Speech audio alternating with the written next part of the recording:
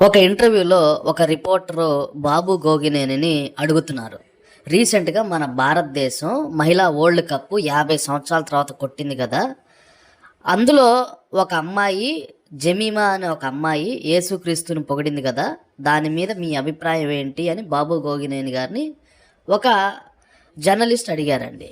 దానికి బాబు గోగినేని గారు ఏమన్నారంటే, మహిళా వరల్డ్ కప్లో యేసుక్రీస్తు మగ వ్యక్తి కదా, యేసుక్రీస్తు పేరు ఎత్తటువంటి యేసుక్రీస్తు మగ వ్యక్తి కదా, మహిళా వరల్డ్ కప్లో యేసుక్రీస్తు గురించి, అది మగ వ్యక్తి గురించి ఆ అమ్మాయి ప్రస్తావించటం ఏంటి అని చాలా హాస్యాస్పదంగా అంటే, కింద ఒకళ్ళు కామెంట్ చేశారు, మహిళలు ఆడుతున్న ఆటలో మరి మగవాడే ఉంటాడు కదా కోచ్గా. మహిళలు ఆడుతున్నటువంటి ఈ క్రికెట్లో మేనేజర్ మగవాళ్ళే ఉంటారు. మహిళలు ఆడుతున్నటువంటి ఆ క్రికెట్లో స్పాన్సర్స్ మగవాళ్ళే ఉంటారు.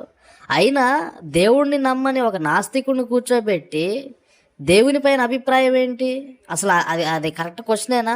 అండ్ ఇంకోటి, బాబు గోగినేని చెప్పారు, నేను క్రికెట్ చూడను, క్రికెట్ అంటే అసలు నాకు తెలియదు అన్నారు. తెలియని వ్యక్తితో, నాస్తికుడితో ఇష్టం వచ్చినటువంటి ప్రశ్నలు వేయటం ఏంటి?